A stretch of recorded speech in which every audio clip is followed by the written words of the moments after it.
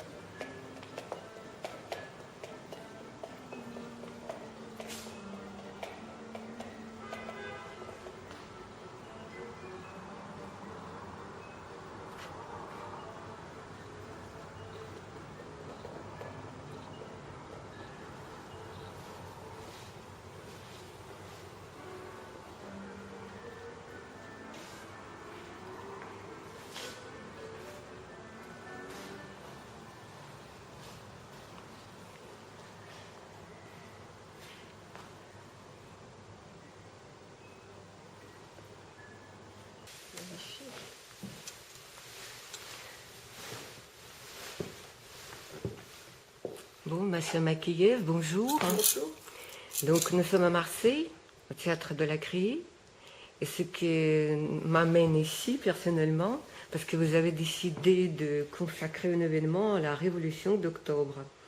Ça veut dire il y a une journée entière au théâtre consacrée à la Révolution d'octobre, parce que ça tombe aujourd'hui en novembre, mais en fait ça s'est passé au mois d'octobre. Donc il y a cette journée particulière, et puis il y a la première, la fuite de Bulgakov, que vous avez choisie pour commémorer cette date, parce que je n'ose pas dire fêter, parce qu'on ne sait pas, c'est trop ambigu comme date, comme événement. Je ne sais pas s'il y a d'autres théâtres en France qui le font. Alors écoutez, c'est pas du tout prémédité. Et croyez-moi, c'est-à-dire qu'il y a 2 ans, j'ai lu tout le théâtre de Bulgakov, parce que c'est un auteur, d'abord un romancier qui bien sûr m'a fasciné. Et je connaissais mal son théâtre, donc j'ai lu tout son théâtre et mon choix s'est porté sur La Fuite pour plein de raisons. Une pièce pas facile à la première lecture, mais qui était une proposition théâtrale magnifique de représenter le rêve au théâtre. Et il se trouve qu'il y a le calendrier des créations ici, des créations un peu importantes, et il se trouvait qu'on allait créer à l'automne 17. Donc ça m'a fait sourire, je me suis dit rien, comme je crois beaucoup au destin, j'y ai vu une malice du hasard aussi, et j'ai trouvé ça assez heureux que ça arrive en 17, parce qu'on s'est dit, du coup, c'est l'occasion aussi de faire allusion à cette histoire avec un grand H qui entre et qui fracasse l'intimité, qu'est-ce que c'est? Et du coup aussi, on s'est dit, il y a 2 thèmes qui parcourent d'ailleurs notre programmation, qui est l'exil, dans tous les sens du terme, bien sûr l'exil le plus concret qui soit, c'est-à-dire ceux qui quittent leur patrie et qui sont rejetés ailleurs, dans un ailleurs qui leur est très hostile. L'exil aussi de nos vies, l'exil provisoire dans chacune de nos existences, et l'exil aussi des artistes, qui peuvent être un exil qui peut être tout à fait un exil intérieur. Mais... Donc il y avait l'exil et aussi Bulgakov, c'était l'occasion de parler de l'artiste empêché, dans une période très précise de la Russie des années 20-30, bien sûr, mais aussi de faire écho à tous ceux qui aujourd'hui sont empêchés, en Russie, mais pas seulement, dans le monde entier, notamment en Turquie, c'est si proche de nous. Cette histoire, la grande histoire, la Révolution d'octobre, elle est liée avec votre propre histoire, parce que vous avez un nom et un prénom russe. Oui, c'est vrai que quand j'ai lu La Fuite, bien entendu, il y avait beaucoup d'entrées. Il y avait évidemment la proposition théâtrale dramatique, il y avait les personnages, il y avait justement comment traiter le songe, le rêve au théâtre. Il y avait la part historique qui était absolument presque incompréhensible, je me disais, pour un public français a priori. Il y avait plein d'entrées, des personnages absolument magnifiques, et à côté de ça, quelque chose d'une résonance très personnelle et très troublante pour moi, presque comme un tourment depuis mon enfance, qui était, quand j'étais petite fille, j'ai été élevée parmi les Russes blancs, ceux qui avaient émigré en 2021 notamment, donc très précisément l'année décrite dans la fuite, c'est-à-dire l'exil depuis le sud de la Russie jusqu'en Crimée, Sébastopol, Constantinople et puis Paris. Et c'était l'exact chemin qu'ont fait mes grands-parents dans cette exacte année-là. Donc forcément, ça avait un écho particulier. Et puis en plus, comme c'était... Bulgakov parlait de rêverie et avec ces personnages qui se posaient toujours la question de « mais est-ce que j'ai rêvé ?» Et je me suis dit, ces gens-là, je les ai connus quand j'étais enfant, et leur fantasmagorie aussi, et leur sidération de ce qu'ils avaient vécu, et ils étaient là, comme ça, privés de tant de choses, et en même temps avec une rêverie mystérieuse qui se déclenchait la nuit. La journée, ils étaient plutôt calmes et dignes, et le soir, il y avait comme ça des choses assez fantasques. Et quand j'étais petite fille, j'étais très impressionnée, j'ai recueilli, et j'ai tellement aimé ces gens d'abord, et puis j'ai recueilli ces fragments, et j'ai aimé aussi faire du théâtre de cette façon-là, au fond, sans tout dire et par fragments. Et donc quand j'ai vu La Fuite, évidemment, j'avais l'impression de les connaître.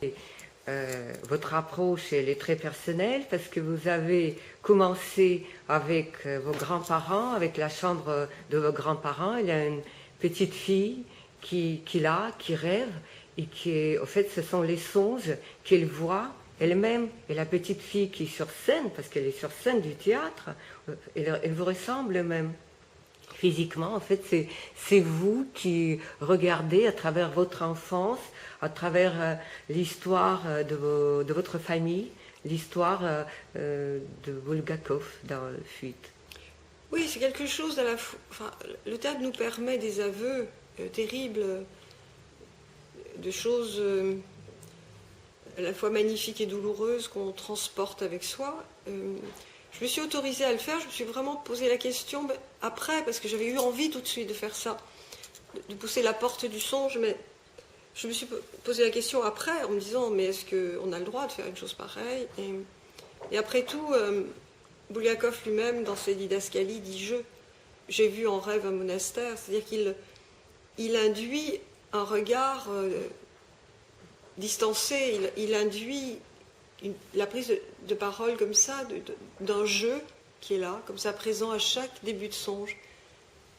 Et j'y ai vu une autorisation à faire ça. Et puis, vous savez, il faut être au plus proche de sa sincérité. Et c'est aussi peut-être une façon aussi de dire que le théâtre, c'est une célébration. C'est une célébration des fantômes, c'est une célébration des choses intangibles. Et puis, il y a l'insolence et la malice de Bulgakov qui lui aussi mêle les époques, les temps, les distances, les échelles. Et donc, je me suis glissée là-dedans. Vous avez une approche qui est un peu différente de ce que nous sommes habitués à voir. Parce que dans la tradition russe, ou en tout cas soviétique, tout ce que j'ai vu dans ma jeunesse, on traitait la pièce de Bulgakov surtout comme l'histoire tragique de l'exil des Russes blancs. Dans votre mise en scène que j'ai vue hier, vous avez une approche fantasmagorique des événements. C'est presque un carnaval joyeux, un peu délirant, un peu déjanté. C'est pour ça que j'ai pensé aussi à Tati, un petit peu, quelque part. Mais vous n'accentuez pas le côté tragique, linéaire des événements. L'écriture elle-même de Bulgakov propose ça. Alors déjà, comme c'est un architecte dramatique magnifique, l'histoire se raconte, après tout. Donc l'itinéraire est là, les notions de temps aussi. Mais si on regarde vraiment la proposition théâtrale qu'il nous fait, elle est extrêmement savante et malicieuse. C'est-à-dire qu'il passe sans arrêt d'un registre à l'autre. Il passe sans arrêt de Gogol à Dostoïevski, pour simplifier, d'une réplique, presque d'une réplique à l'autre, dans le jeu de l'acteur. Il y a quelque chose de facétieux. On passe vraiment de la comédie au drame en se retournant. Et je pense qu'il a cette extrême liberté artistique et de regard du monde et de regard de la scène. Et je voulais vraiment rendre compte de ça. Si on regarde ces années 10, 20, 30, la Russie invente, les peintres russes réinventent le regard, tout cet art qui est révolutionnaire dans le vrai sens du terme, vraiment modifie notre regard, que ce soit au cinéma, que ce soit les graphismes, il y a une telle richesse. Et j'ai trouvé que dans ce texte, notamment celui-là de la fuite, il y a l'insolence de ce regard-là. Il ose regarder sous un angle et sous l'autre 2 secondes après. Il y a un éclatement de notre façon de regarder les choses dont il fallait rendre compte, et en plus c'est extrêmement jouissif. Enfin, c'est à la fois Chagall et Malevich, c'est quelqu'un qui a une liberté du regard et qui change sans arrêt, j'allais dire, la place de la caméra. C'est-à-dire, il est très proche du cœur humain, et puis hop, il prend de la distance. Et on passe, et comme il s'agit de songes, on passe du rêve et du psychisme d'un personnage à l'autre 3 répliques plus tard. On est dans la rêverie et la fantasmagorie de Tchernotta, et puis 4 répliques plus loin, c'est Sérafima qui regarde et qui a une hallucination, et Africanus passe par là, et il entend quelque chose, et après tout, c'est vraiment une façon de regarder le cœur et le corps humain qui est propre à Bulgakov et qu'on retrouve dans ses romans. C'est-à-dire dans ses romans, il se fiche bien que vous ouvriez la porte et que vous voliez au-dessus de Moscou, et que 5 minutes avant, vous disiez des choses très sensées, très philosophiques. Ça fait penser plus à la suite de Volande, dans Maître et Marguerite, la façon par laquelle vous traitez les personnages de rêve, même les moines, par exemple, dans le premier songe, ça me fait penser quelque part à cette suite de Volande. Tout à fait. Oui, moi je pense qu'il est grotesque, présent partout. fantasmagorique. Oui, c'est ça, c'est-à-dire la scène de théâtre dans le Maître et Marguerite, où tous ces vêtements apparaissent comme ça et toutes ces femmes viennent, et en même temps ça parle du théâtre, et ça parle d'une espèce de frustration et de volonté de paraître. Enfin, c'est d'une richesse incroyable ce qu'il raconte dans une scène comme celle-là. Et dans La Fuite, c'est la même chose. Bien sûr qu'il y a le récit de ces exilés russes, bien sûr, et ô combien ça m'importait de le raconter. Mais je ne voulais pas être dans cette espèce de nostalgie, parce que Bulgakov, il est d'une telle puissance d'évocation. Il y a un caractère tellement universel. Et il y a aussi ce mélange, je vous dis, des registres du drame et de la comédie. C'est un manifeste de liberté dramatique Il écrit directement pour la scène, cette fuite. Hein. Il l'écrit pas. C'est pas une adaptation d'un roman où il se dit tiens, je vais aussi le montrer sur scène. Non, il écrit ça directement au théâtre d'art, là comme ça. On sent qu'il y a une troupe derrière. On sent qu'il y a une exigence. Je pense que il a écrit Golubkov pour lui. Hein, c'est l'anagramme de son nom, mais en plus. Je l'imagine bien dans ce corps-là de Bulgakov, dans ses facéties, c'est un très bon acteur, un pantomime formidable, avec ce corps très j'allais dire, très slastique, à la Keaton un peu.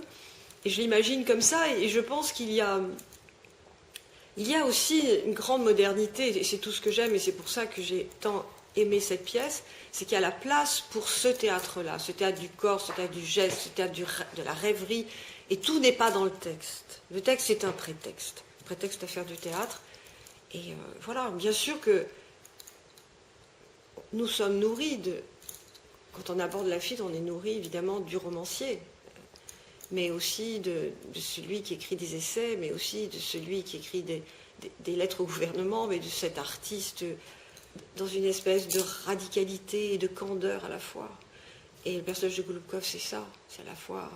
C'est cet intellectuel candide, on dirait toujours qu'il redécouvre le monde, il est dans un étonnement perpétuel. Et ça, il fallait en rendre compte.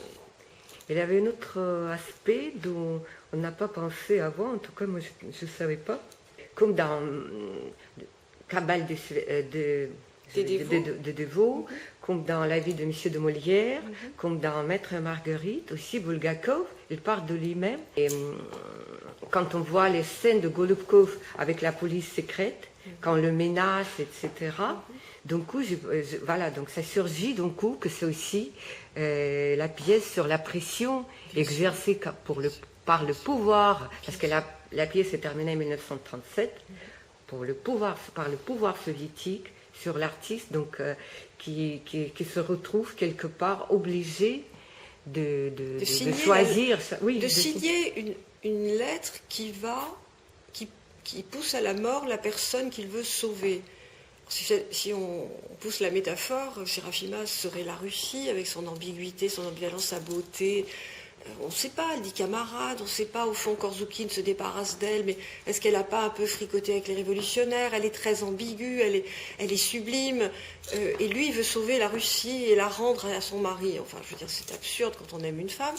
Et la première fois où il a la pression d'une aiguille, enfin, la peur d'une aiguille, il signe une déposition qui l'envoie à la mort. Et après, il pleure, voilà. Et il est donc toujours dans une espèce d'impulsion d'utopie, et 10 secondes après, il a peur, il recule. Et il se voit comme ça, comme cet artiste empêché, cet intellectuel empêché, mais en même temps un peu ridicule. C'est-à-dire, moi, ça me touche beaucoup, ce qu'il dit du rétrécissement de l'utopie.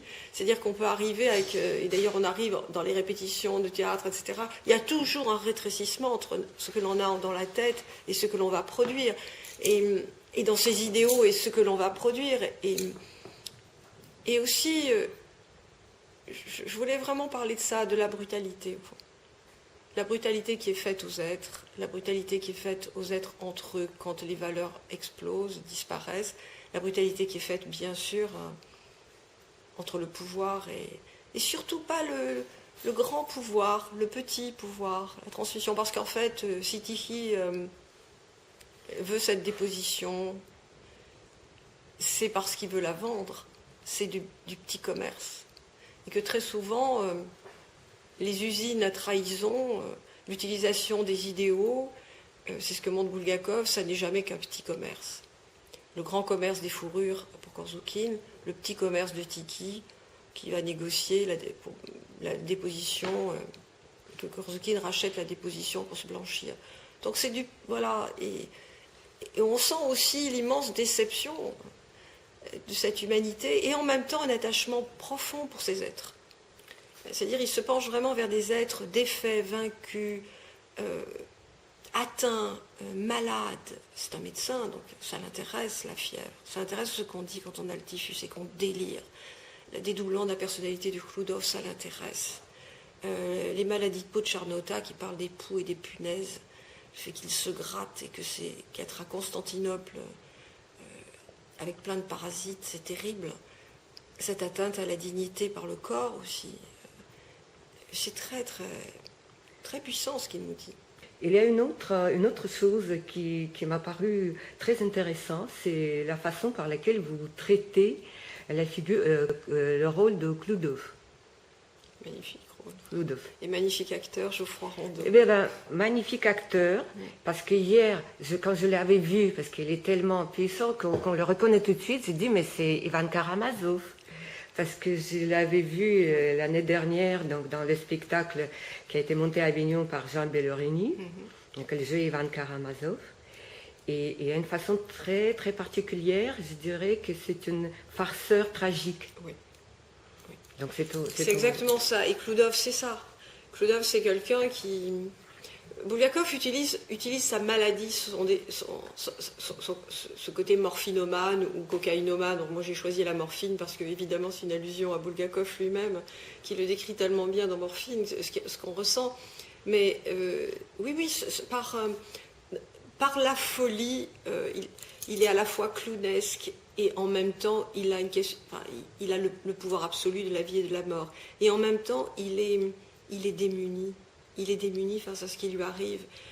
C'est un personnage d'une profondeur. Oui, bien sûr, il est dostoïevskien de ce point de vue-là. Absolument. C'est donc le fantôme qui arrive, qui le tourmente. Il ressemble au diable à Tchort, qui tourmente Ivan Karamazov. Oui, mais tout ça, je pense que c'est pas du tout par hasard. Alors évidemment, c'est la permanence de la puissance de la littérature russe, mais je pense que chez Bulgakov, les allusions, enfin, il est plein de tout ça, enfin, il est plein de Gogol, il est plein de Dostoïevski, de Tolstoï, c'est fou, mais aussi de Pouchkine, mais aussi de Tchaïkovski, qu'il revendique, mais enfin, il laisse son œuvre traversée par les plus grands, et ça a une valeur de manifeste au moment où il écrit ça, quand même. Il dit, attendez, c'est eux les grands, hein, c'est eux, c'est pas les petits faiseurs qui racontent qui font l'éloge de la victoire hein, et de l'homme nouveau. Enfin, c'est le Bulgakov de cœur de chien aussi, hein, qui n'est pas dupe. Donc, et Kloudov, il est absolument magnifique parce qu'il a cette part burlesque et tragique tout le temps, jusqu'à la fin. Mais le génie de Bulgakov, c'est de dire aussi, ah oui, mais il est malade. Regardez sa maladie, c'est quoi? Et évidemment que c'est une maladie politique, mais c'est aussi une maladie extrêmement physiologique. Il se rend malade. Et il se rend malade comme la Russie a été malade à ce moment-là. Ce dédoublement de Kloudov, c'est d'une certaine façon le dédoublement qui est une guerre civile. C'est-à-dire cette chose unique qui se scinde comme ça, et l'absurdité de ça. C'est très puissant ce que dit ce personnage.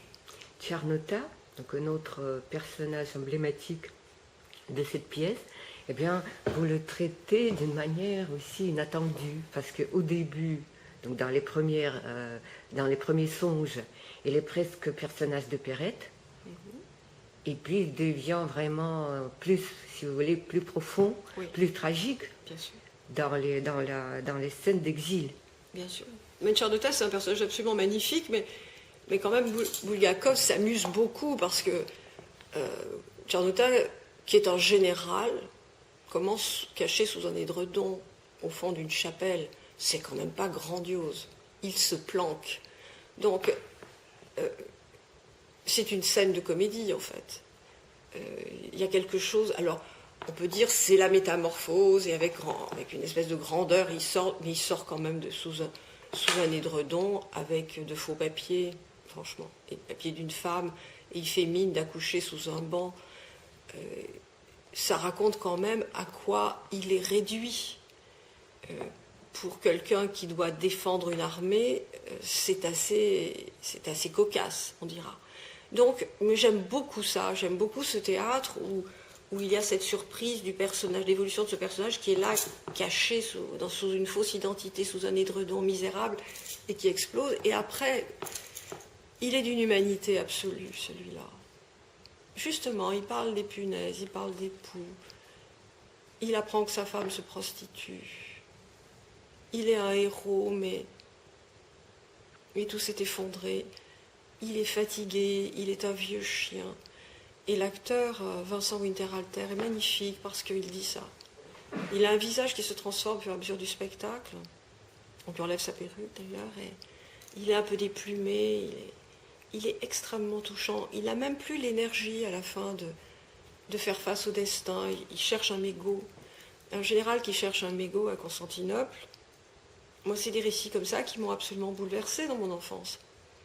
Parce que vous en avez entendu les récits Oui, j'ai entendu des choses comme ça par bribes, parce qu'il se reprenait très vite. Il n'était jamais dans la plainte, sérieusement, jamais. Il plaisantait en disant des choses comme ça, mais de temps en temps, il plaisantait, et puis c'était comme chez Bulgakov, 2 répliques après, le chagrin remontait comme ça, et puis on se ressaisissait. Et il s'appelait comment, vos grands-parents? Alors, ma grand-mère s'appelait Olga Ivanovna Frolovna, et qui est devenue Makeyeva, et mon grand-père, Georg Ivanovitch Makeyev. Donc, il était originaire d'où? Novotcherkassk, mais à Moscou, et il était à l'école des cadets, et donc il était officier. Ma grand-mère aussi, de la région de Novotcherkassk, ce sont des Cosaques tous les deux, d'origine. Hein. Voilà. Et voilà, donc ils étaient vraiment des militaires. Ma grand-mère a eu la croix de Saint-Georges pour des faits de guerre. Elle était vraiment comme Niuska. Hein. Elle soignait et elle se battait. Et c'est des personnages, pour ça, quand j'ai lu ça, je dis tiens, je les connais. Et en même temps, avec beaucoup d'ambiguïté, beaucoup d'arrachement, beaucoup d'horreur traversée, d'horreur. Mais est-ce qu'ils étaient nostalgiques, vos grands-parents? Ou ils ont accepté le destin? Ni l'un ni l'autre. Ils étaient comme sidérés en attente. C'est-à-dire qu'ils ne sont jamais devenus français. Ils étaient... comme en suspension, en fait. Avec des rituels, beaucoup de générosité. Je me rappelle d'une scène magnifique où ils étaient évidemment très désargentés, assez démunis, dignes mais démunis. Et je me rappelle qu'une de mes sœurs arrive avec une de ses amies. Elle devait avoir 15 ans, moi j'avais 5-6 ans. Et elle dit c'est l'anniversaire de mon ami. De toute évidence, ma grand-mère ne pouvait pas aller acheter un bouquet de fleurs ou aussi facilement que ça. Voilà. Et donc elle est allée fouiller et elle est arrivée avec une petite tasse. Et elle a trouvé un joli papier. Et elle a donné une de ces tasses à...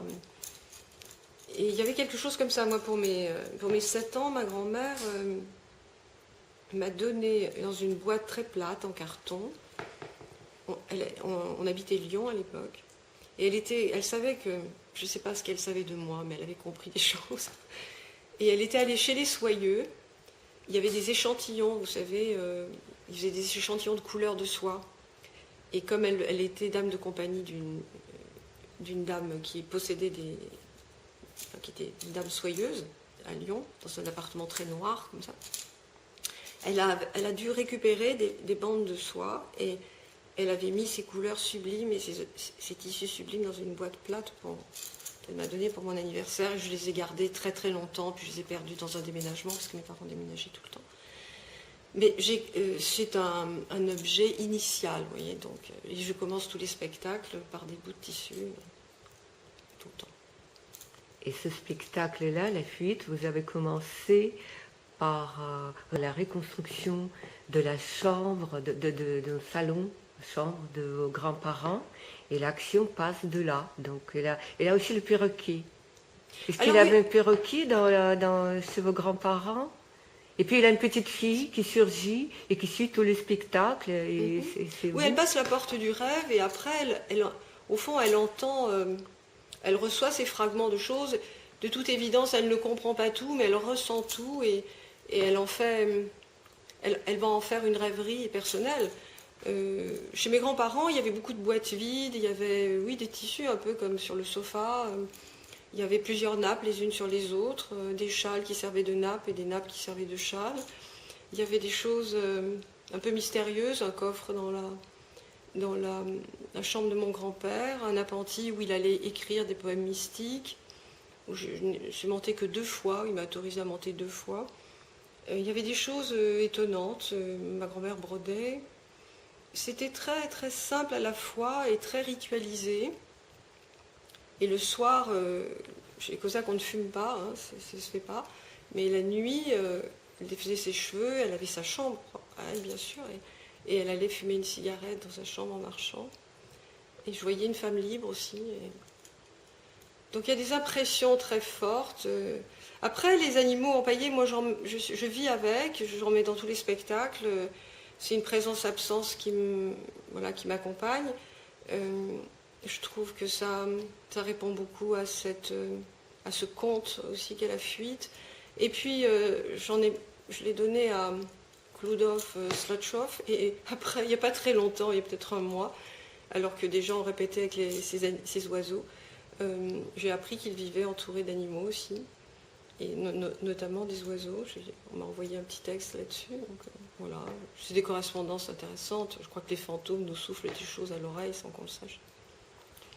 Vous êtes metteuse en scène, on dit aujourd'hui, j'aime pas trop, mais bon, vous êtes comment metteur en scène et plasticienne aussi, parce que en fait, l'action se passe à Paris ou à Constantinople, mais il n'y a rien de Constantinople dans votre mise en scène, et Paris, c'est un petit clin d'œil, et une petite image un peu fantastique, disons, de la Tour Eiffel très colorée dans le style de Delaunay. Oui, c'est pas par hasard. Et puis il y a le livreur quand même avec sa blouse qui vient livrer un tableau. Il y a la musique de Joséphine Baker aussi au début.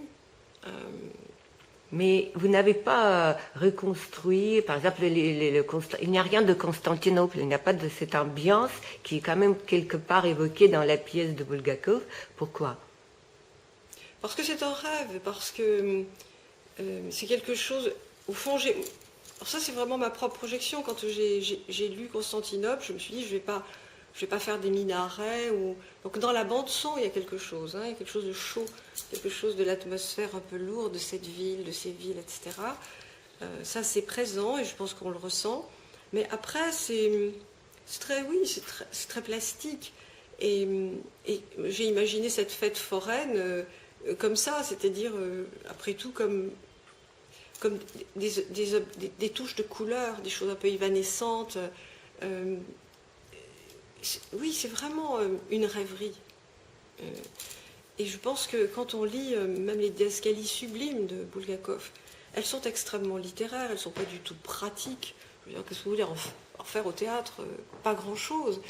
Mais elles nous nourrissent et elles nous donnent le droit à cette rêverie. Elle dit même à l'artiste qui va monter la pièce, vas-y, c'est quoi ta rêverie? Et voilà, ma rêverie de la fête foraine de Constantinople, c'était ça. Ça vient, en vous parlant, je me dis, c'est aussi beaucoup d'images d'archives que j'ai regardées, dont celle de M. Korliakov, où on voit ces Russes blancs qui arrivent dans l'exil et qui tout de suite refabriquent des choses, font un petit orchestre, font un petit théâtre, font une petite fête.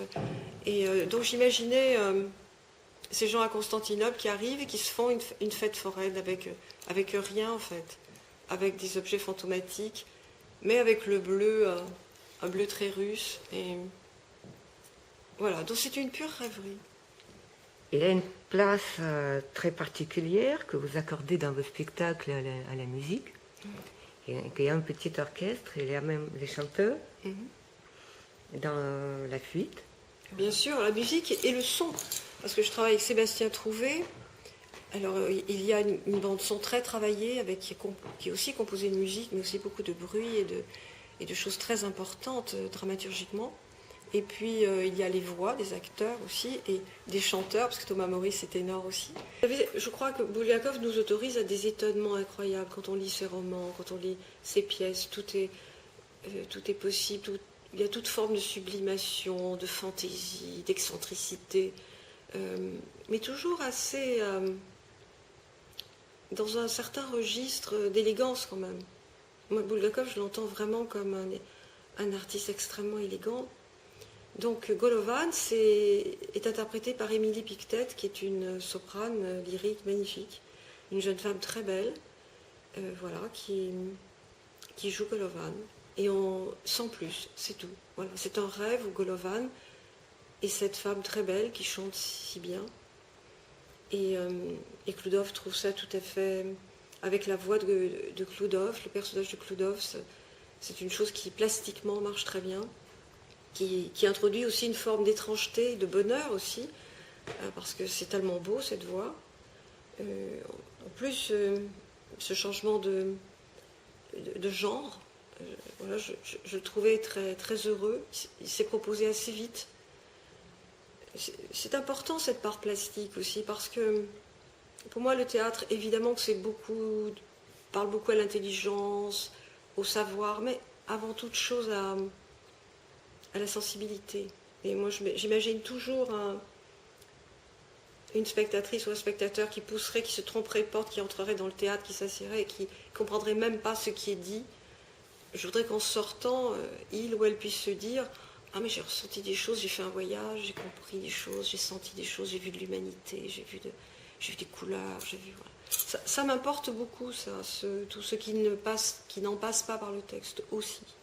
Il y a un moment quand ils vont tous aller vers l'avant-scène, oui, avec les instruments de musique. C'est-à-dire c'est au moment, enfin l'entracte arrive au fond quand il faut quitter la Russie, et on les retrouve à Constantinople. Voilà. La ligne est franchie comme ça. À partir de Constantinople, effectivement, c'est une autre humeur, c'est-à-dire que à la fois c'est une vraie déchéance, et à la fois la comédie, une comédie onirique est là, très présente, qui, je pense, est très forte dans le Songe 7 à Paris, puisqu'ils arrivent chez Korzoukine et qu'ils jouent, ils récupèrent l'argent que Korzoukine a planqué, parce qu'il y a des profiteurs dans les guerres civiles, et il a mis de l'argent de côté par des trafics, et il s'est bien caché voilà, il s'est bien installé très confortablement à Paris, et donc Tchardota et Golubkov, et moi j'ai rajouté Arthur Arturovitch dans le voyage, viennent et récupèrent... Parce que je trouve que, alors là, je vais vous le dire, c'est vraiment très personnel. Pour moi, j'avais envie que Pilniak soit là. Et Pilniak, je l'imagine comme ça.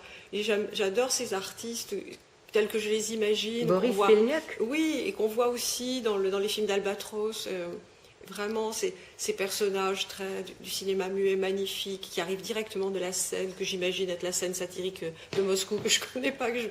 Mais je suis sûre qu'il y avait des acteurs comme ça extrêmement élégants, que puis avec des jeux de main, la Bozjoukine.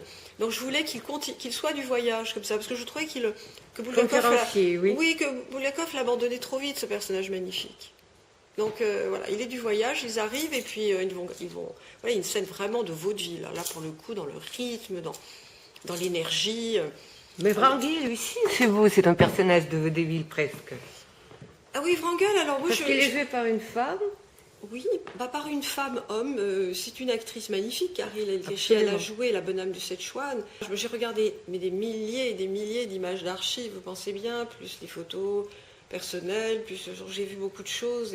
Mais ce personnage est fascinant et donc il a une espèce d'ambiguïté, d'élégance féminine aussi. Il est étrange. Voilà. Et l'étrangeté joué par une comédienne, c'était intéressant. Caril est quelqu'un de très élégant aussi. Donc, je ne le voulais pas absolument grotesque, mais dire de son narcissisme. Et aussi, il est dans la nef des fous, en fait. Lui-même est dépassé. Oui, la nef des fous, j'aime bien cette expression. Absolument. Il se retourne, il y a Brizard, il se retourne, il y a des objets qui circulent partout. Il se retourne, il y a Golovan qui disparaît en chantant. Il se retourne, il y a Kloudov qui arrive, qui est carrément là, il est en manque, il ne va pas bien du tout. Il est entouré de malades et de fous. Et donc il garde une espèce de dignité presque amusée comme ça. Le personnage historique est magnifique. Magnifique quand même. Il continue à conserver pour qu'il n'y ait pas d'ensauvagement, une espèce d'armée fantôme jusqu'au bout.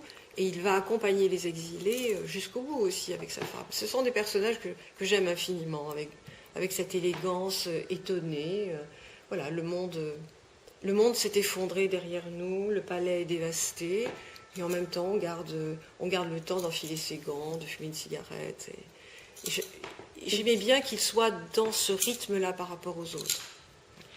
Alors, la nef des fous, tout est en train de s'effondrer complètement, mais vous n'avez pas de nostalgie, il n'y a pas c'est pas tragique, vous avez une énorme tendresse. Certainement, mais... vers ces personnages. Et parlons de la dernière scène. Pour vous, Sérafima et Golubkov, ils vont rentrer à l'Union soviétique. Ils vont rentrer, ce qu'ils disent, en Russie. C'est quoi la Russie? Elle n'existe plus.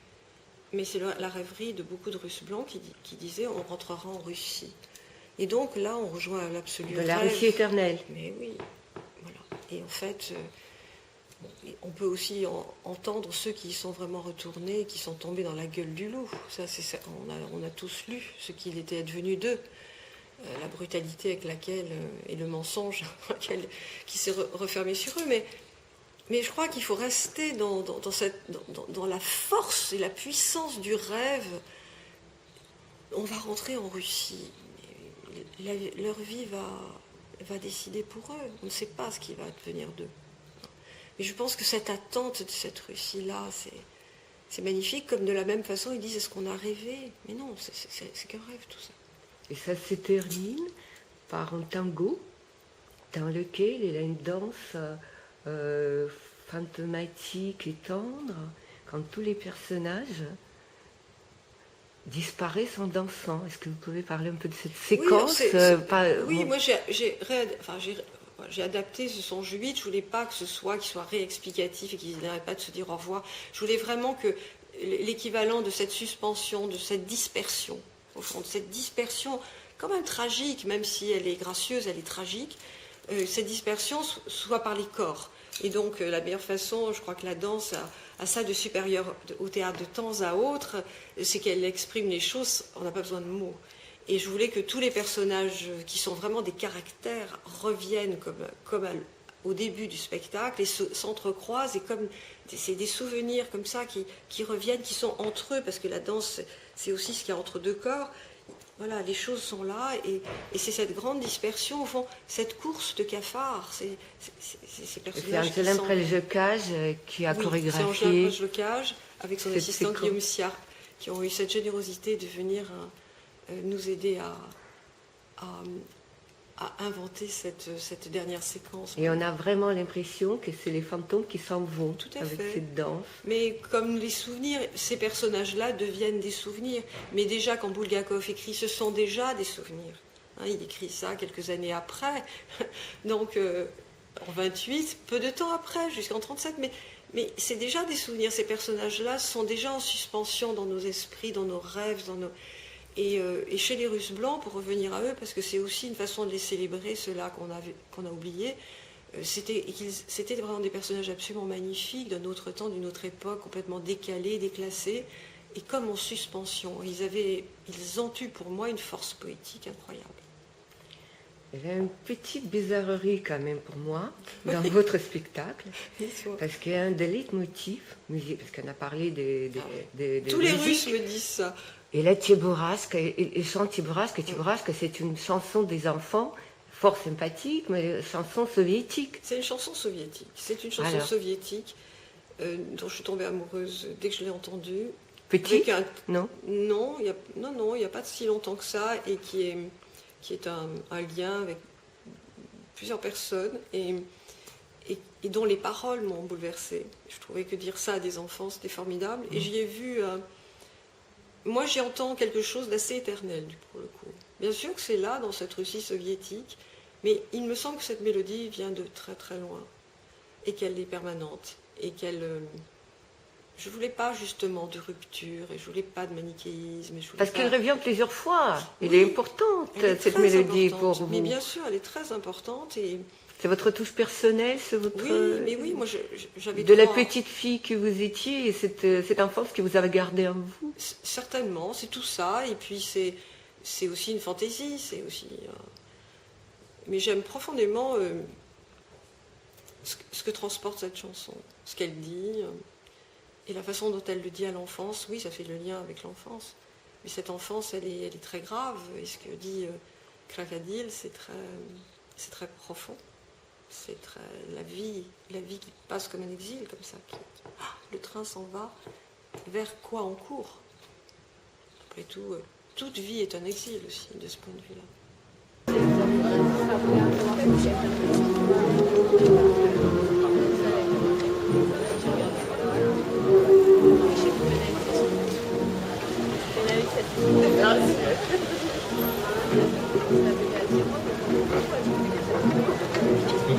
Grazie.